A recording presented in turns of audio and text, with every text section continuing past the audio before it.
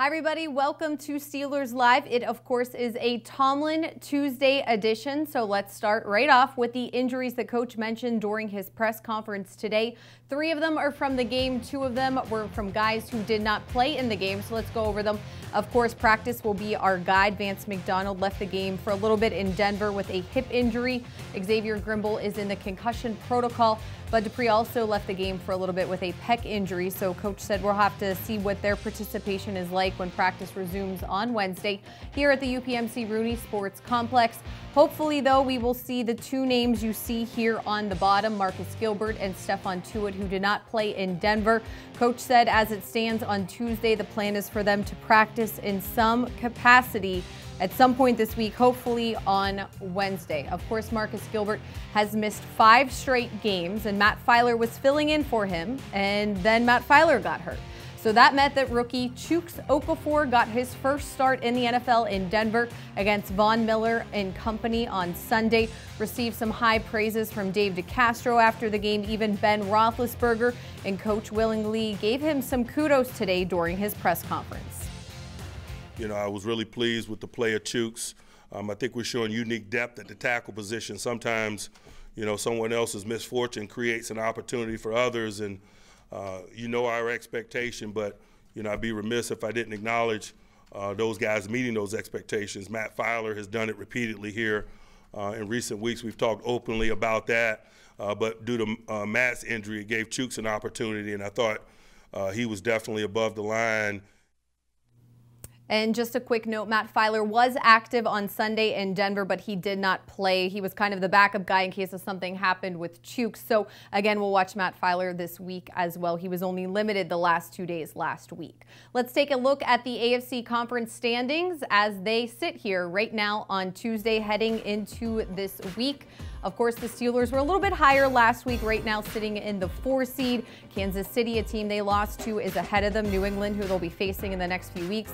Houston Texans winning over the Titans on Monday night. That put them in the 3rd spot. They have won 8 straight games. And of course, the Los Angeles Chargers, who are the Steelers' upcoming opponent for Sunday Night Football at Heinz Field.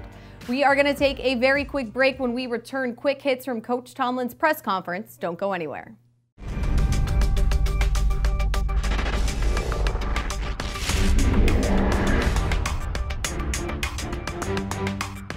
The significant element of play was the turnover ratio, but not only in this game. And if you look back over the last 8 quarters of football for us as a football team, it's something that we got to tighten up rather quickly. All right, Coach Tomlin talking about the turnover ratio. The #1 issue he wants the Steelers on both sides of the ball to work on this week, getting ready for the Chargers. And he said it's time to recenter, which is something you always have to do after a loss. A lot of things to go over and try to fix, but turnover ratio is a big one.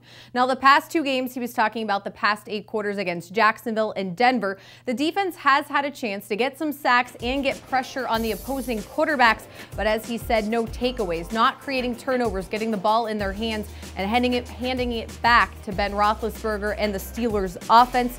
So how exactly does the defense go about creating turnovers this week? Here's Coach Tomlin.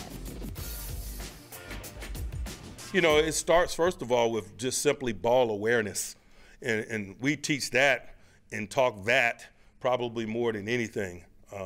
Being aware of where the ball is located, who's holding it, how they're holding it, and what they're trying to do with it, and how that relates to your assignments. And that's just a general football 101 description of ball awareness. But I think anytime you're talking about getting the football from a defensive perspective, it starts there.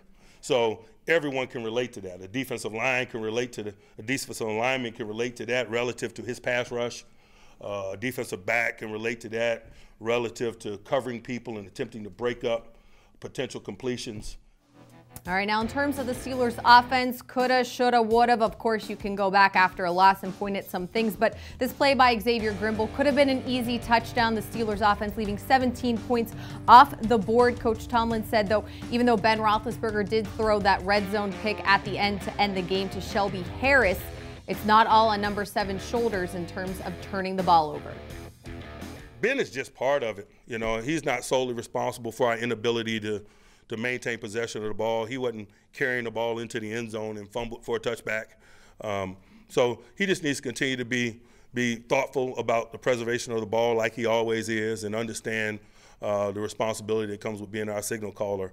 I don't see any issues in that area, but us collectively need to do a better job. All right, James Conner definitely taking this fumble in Denver very personal after the game, telling the media, didn't want to be mean, but was really upset. Definitely a play, something that did not need to happen in terms of the Steelers offense, really changed the momentum of the game.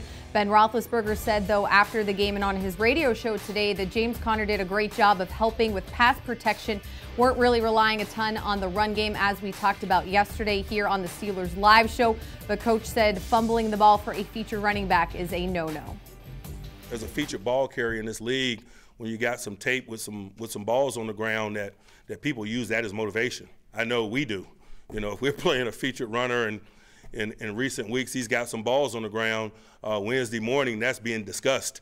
And so that's the nature of my conversation with James. Just understand how the other 31 teams function, that in LA somewhere tomorrow morning they'll be talking about, you know, his balls on the ground. So I'll be excited about watching his response to that. But beyond that, no. Got a lot of confidence in him.